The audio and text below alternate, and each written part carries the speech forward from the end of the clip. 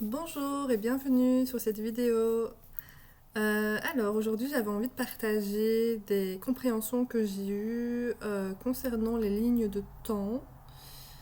On parle souvent de la 3D, de la 5D. Ça fait longtemps qu'on en parle et qu'on explique qu'on va changer, enfin que le monde va changer, que en fait il y a une sorte de choix à faire d'être dans la conscience et de choisir le monde dans lequel on voudrait être. Et c'est juste. Euh, c'est une belle position à prendre dans l'idée d'être présent à soi et de faire des choix conscients et de choisir dans le présent qui on a envie d'être et qui on a envie euh, comment on a envie d'être et comment on a envie que notre futur soit, même si on ne peut pas contrôler le futur, mais dans le présent, on peut faire des choix qui auront une portée sur notre avenir, forcément. Donc ce que je voulais dire aujourd'hui, c'était la relation à ce que j'expliquais la dernière fois sur le lien en fait avec euh, comment les filaments que je peux percevoir moi dans les soins que je fais aux personnes. Et, euh, et en fait, j'ai fait la relation entre les formes pensées, les égrégores et finalement la ligne de temps. Tout est imbriqué, tout est une même chose, pour moi en tout cas. Voilà, si quelqu'un voit ça d'une autre manière, c'est ok. Moi, je n'impose rien du tout, mais dans ma compréhension et de ce que j'ai compris dans mon expérience, c'est comme ça que ça se manifeste. Euh, Peut-être que plus tard j'aurai plus d'informations, peut-être que ça changera un petit peu, mais en tout cas aujourd'hui ça me semble ajusté, donc je pense que c'est intéressant de pouvoir le partager. Et donc les lignes de temps comme je les vois, en fait c'est vraiment en lien avec ces petits filaments qui sont autour de nous et auxquels on est rattaché. Je vais donner un exemple, je pense. Par exemple, une personne je sais pas moi, une personne qui est fort dans la rancœur ou de la jalousie, ou enfin peu importe, n'importe quoi. En fait, elle est rattachée à ce filament-là. Euh, Ce filament, c'est en fait pour moi, hein, dans ce que je comprends, encore une fois, je ne détiens pas toute la vérité absolue, mais voilà. Pour moi, ces filaments, c'est aussi représentatif comme on appelle le journal, les annales akashiques. Et en fait, toutes les informations y sont. Donc toutes les informations sont dans ces filaments qui représentent les égrégores et donc qui au fait aussi représentent le, les annales akashiques. Les annales akashiques, c'est justement par définition l'endroit où toutes les informations y sont, où toutes les mémoires y sont.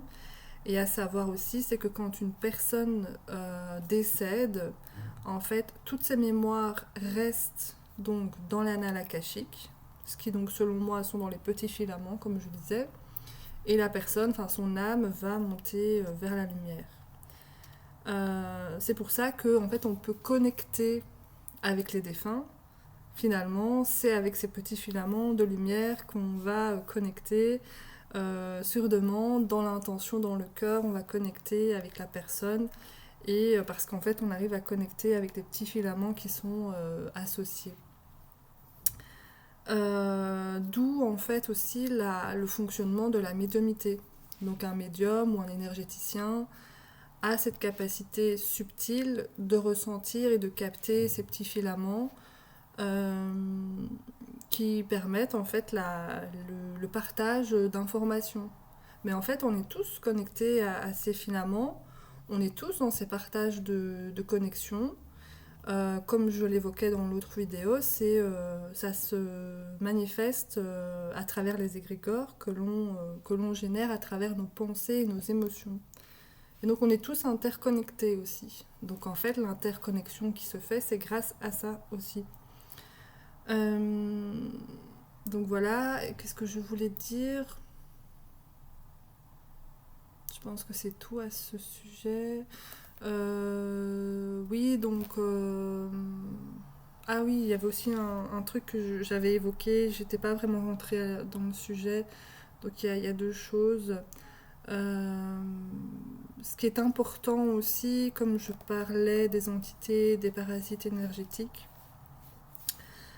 quand certaines personnes sont dans l'énergétique, dans la médiumnité, et qu'elles commencent peut-être leur parcours, ou même un peu plus tard, voilà, chacun a son parcours, il y a certaines personnes qui aiment se connecter à des énergies plus grandes qu'elles, parce que, pour sa raison propre, parce que ça lui plaît. Et il y a des histoires où il y a des personnes qui se font posséder par ces énergies. Pourquoi? Parce que, en fait, c'est pas parce qu'on croit connecter avec une énergie plus haute que ça l'est vraiment. Donc c'est important d'avoir son discernement et c'est important de se faire confiance en premier et de demander connexion à ses propres guides et pas de vouloir connecter avec d'autres énergies, même si on croit connecter avec, je sais pas moi, Marie, avec Jésus. Euh, Ça peut être dangereux en fait. Quand on n'est pas aguerri, je pense, enfin, quand on est à son début de parcours, en fait, c'est intéressant, enfin, c'est important de faire attention à ça, d'être dans une vigilance et dans un discernement profond pour être sûr de ne pas connecter à autre chose. Parce que les parasites énergétiques, en fait, ont cette capacité de, de prendre l'enveloppe énergétique d'une autre. Et donc, on peut être trompé par ça. Et il y a des histoires comme ça qui relatent ce genre de faits. Et en fait, ça fait plus de mal qu'autre chose. Et donc, je pense un aspect important à vérifier, c'est est-ce qu'on se sent bien vraiment dans le cœur? Est-ce qu'on sent que dans le cœur ça s'expanse et que c'est lumineux et que waouh, c'est beau? Et est-ce que on est toujours est-ce qu'on a toujours son énergie aussi après avoir connecté avec cette énergie, ou est-ce que justement on se sent fatigué? Voilà, si on se sent fatigué, un peu perdu, un peu déboussolé, que dans la vie des choses sont compliquées, bah là on peut peut-être se poser la question si on n'est pas en train de connecter avec une entité qui ne nous veut pas forcément du bien, mais qui veut juste exister à travers nous. Donc voilà, ça c'est très important. Donc il faut faire attention à ça. Il faut faire attention aussi aux images que l'on reçoit. Donc ça aussi, ça peut être biaisé. Donc par exemple, quand on fait un soin énergétique, pour beaucoup, il y a des manifestations visuelles qui nous viennent. Et il faut faire attention si vraiment c'est un vrai message, ou si justement c'est un message qui est biaisé, qui vient apporter une distorsion pour le client ou pour soi-même. Voilà. Donc je pense qu'à ces débuts, il faut quand même être assez prudent et vraiment se prendre du recul systématiquement et s'assurer qu'on est vraiment dans le juste. Et je pense que, comme je l'expliquais dans la dernière vidéo, le plus important, c'est vraiment de se connecter à soi, à son cœur, et d'être dans ce rayonnement sacré, d'être dans une intention pure, de faire un soin pour le bien de l'autre, mais pour son bien aussi, et pour le bien de l'humanité. Moi, c'était mon... Quand je faisais mes soins, au début, je disais toujours ça avant de commencer, que je fais ce soin pour mon plus grand bien, pour le plus grand bien de la personne et pour le plus grand bien de l'humanité. Et ça venait comme installer un protocole, en fait, une ouverture de cœur et une sorte de protection. Et je pense que chacun peut de son côté, créer un petit rituel comme ça pour être dans le mentalement conscient qu'on est vraiment en train d'œuvrer pour le bien et pas pour ses propres besoins ou pour être dans un schéma de sauveur vis-à-vis de la personne. Donc voilà, ça c'était important. Et pour revenir sur les lignes de temps, comme j'évoquais au début, en fait, c'est totalement en lien avec donc les petits filaments dont je parle et euh, comment dire, en fait, comme on est, comment expliquer, comme on est tous interconnectés, si dans le monde il existe par exemple beaucoup de jalousie, la jalousie sera toujours existante. Mais si on fait le choix de travailler sur soi et de comprendre la racine de pourquoi on est jaloux, par exemple, on va intégrer, comprendre des blocages, des blessures. Ça peut être transgénérationnel, ça peut être karmique, ça peut être de cette vie-ci. Il y a toujours une source, ça vient toujours d'un endroit. Donc quand on vient déloger ces mémoires-là, on se libère en fait de ces charges émotionnelles que l'on avait à l'intérieur. Et donc petit à petit, on devient plus à l'aise dans soi, dans sa vie, dans son corps. Et on se libère de tout ce qui est, je veux dire, comportement plutôt négatif pour soi et pour les autres. En faisant ça, petit à petit, on se décroche de ces petits filaments qui sont en lien avec la jalousie, avec la rancœur, avec la colère, etc.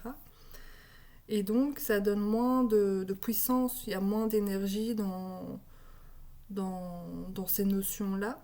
Et plus on va se déconnecter de ces aspects plus désagréables, et plus on va se connecter à d'autres aspects plus agréables, puisque systématiquement, quand on libère des choses à l'intérieur de nous, ça nous laisse de la place pour d'autres choses plus belles. Donc c'est ça qui est super génial, c'est que ça se fait automatiquement. Il n'y a pas besoin de s'éduquer à ça en fait. Naturellement, l'humain va chercher quelque chose qui lui plaît et qui lui fait se sentir bien. Et donc voilà, le travail il est là, le travail est personnel, individuel, collectif aussi évidemment, mais principalement individuel, dans le sens où plus soi-même on va se libérer de ce qui est lourd, pesant et qui en fait nous freine nous-mêmes et puis qui va aussi être réfléchi sur l'extérieur en fait, et plus on va se connecter à des choses plus belles, plus joyeuses, et donc moins ça aura de poids dans la vie, dans le collectif, puisque ces filaments seront plus nourris dans quelque chose, dans cette chose désagréable. Donc voilà, et c'est finalement ça le passage du 3D à la 5D, c'est cet allègement des charges lourdes que l'on se traîne depuis très longtemps, puisque c'est quand même dans nos vies antérieures, dans le karmique, etc. Donc voilà. Euh, et donc la 5D en soi, qu'est-ce que c'est? C'est ça, c'est un allègement de l'âme et un retour à son essence propre. Finalement, il n'y a rien qui va changer autour de nous, le monde sera le même, sauf que les structures vont commencer à changer aussi. D'ailleurs, je pense qu'on le voit un petit peu tous, que le monde change, même si on nous remontre toujours des guerres, etc. En fait, à côté de ça, il y a énormément de choses positives qui font surface. Beaucoup de gens qui prennent plus de conscience pour l'agriculture, enfin pour tout en fait. Il y a vraiment beaucoup plus de conscience dans ce qu'on fait, beaucoup plus de protection des animaux aussi. Voilà, donc il y a vraiment beaucoup de choses positives qui émanent de tout ça. Et ça a beaucoup plus de portée qu'on peut l'imaginer. Je vois et j'entends beaucoup de personnes qui disent waouh, le monde, enfin en gros comme pour dire que le monde va mal. Bah, oui et non en fait finalement. On est vraiment dans un moment où l'air va complètement changer et on est vraiment en train de nettoyer tout le karma d'avant. Faut vraiment prendre conscience de comment était la vie avant et comment la vie est aujourd'hui. Alors oui, il y a des difficultés, il y a encore des guerres, mais alors ça tient qu'à moi, hein, mais pour moi, je dirais que c'est vraiment la fin des guerres justement parce que il y a vraiment un retournement qui se fait. Et plus on est conscient dans sa vie, plus on œuvre pour soi-même, plus on œuvre à être dans sa vérité, à écouter sa petite voix intérieure, à aider son prochain aussi. C'est très important de tendre la main aux personnes qui nous entourent et qui en ont besoin. Plus on est dans ces valeurs-là, et en fait, plus le monde sera de plus en plus beau, plus allégé et tout. Donc, moi, j'ai une vraie confiance dans le monde d'après. Et, euh, et voilà, et je pense que pour certaines personnes, ça va pas forcément être facile. Je pense aussi parce que là, on nous laisse plus le temps euh, on nous laisse plus le temps en fait de comprendre nos schémas. Les vibrations sont telles qu'il se passe des choses plus compliquées à gérer ou alors beaucoup d'affilée ou il peut y avoir des choses graves. Voilà, donc il y a des manifestations dans nos vies qui nous poussent, je dirais qui nous poussent à bout, mais c'est dans le but d'aller chercher au fin fond de nous-mêmes les endroits où on cache encore des blessures qu'on se cache à soi-même parce qu'on n'a pas envie de les voir, ça nous fait du mal. Et, euh, et voilà, donc finalement, malgré nous, on passe par là, par ce chemin de guérison, hein, même si on ne peut pas forcément poser le mot guérison, mais par ce chemin d'épuration,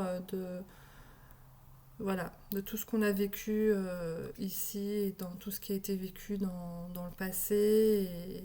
Et on est là pour ça, on l'a choisi, donc c'est un merveilleux moment à passer, même si c'est douloureux, même si des fois on peut avoir des insomnies, même si on peut avoir des douleurs, même si on vit des choses compliquées, où on se sent isolé, on se sent incompris. Et je sais ce que c'est. Euh, et voilà, il faut garder la confiance et le cœur ouvert et avoir vraiment cette foi en soi et en l'humanité. Et ce qui est très très très important aussi, même si on n'y croit pas, même si on n'a pas de preuves, c'est de communiquer avec ses guides et de lui demander. Demander, par exemple, si on se sent seul, de lui demander aide-moi à me sentir moins seul, aide-moi à comprendre pourquoi je me sens seul, euh, aide-moi à trouver des personnes qui sont bénéfiques pour moi. Voilà, en fait, on peut lui demander tout ce qui est bon pour nous, dans l'idée en fait aussi d'évoluer et de comprendre en fait ce qui se joue pour nous à l'instant. Des fois on ne comprend pas du tout, il n'y a pas de sens et on a la sensation de subir et on peut demander une aide pour comprendre. Et puis, pas forcément tout de suite, ça peut être quelques jours après ou quelques semaines après, ça dépend. La situation va être débloquée, il y aura des compréhensions qui vont émaner aussi. Et chaque compréhension sur ce qu'on vit permet en fait cette épuration dont je parle. Donc c'est un cheminement qui est essentiel pour soi et donc pour l'humanité aussi. Parce que oui, je dis que c'est individuel, mais finalement on le fait aussi pour l'humanité, pour la planète, pour les animaux, pour sa famille, pour sa descendance, pour son entourage. Voilà, on le fait pour tout le monde, mais le travail se fait de soi à soi. Donc voilà pour aujourd'hui. Je pense que j'ai tout transmis de ce que je voulais dire. Euh, et bien avec tout ça, j'ai envie de vous envoyer tout le courage nécessaire, la bienveillance. Soyez gentils avec vous-même en fait en premier. Donnez-vous de l'amour, soyez à l'écoute de vos besoins. Ça commence par là en fait. Quand on sait qui on est, c'est peut-être la première chose, savoir qui on est, quels sont nos propres besoins. Quand on comprend ça, quand on comprend ces valeurs, eh bien la vie est beaucoup plus facile et simple parce que on se comprend, on se connaît et donc on peut en fait se positionner dans la vie face aux autres, au travail, etc. Et les choses sont beaucoup plus simples.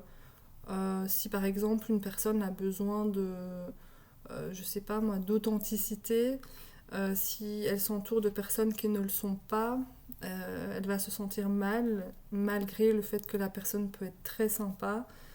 En fait, il y aura quand même une sensation euh,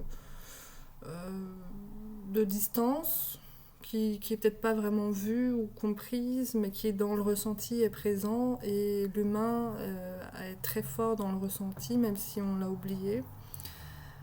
C'est pour ça que des fois, avec des personnes, on se sent fatigué ou pas très bien. C'est parce que ça ne veut pas dire qu'elle est mauvaise pour autant. Ça veut juste dire qu'il y a quelque chose qui n'est pas forcément aligné. Ou alors ça peut dire que elle est en miroir de ce qu'on est en train de vivre.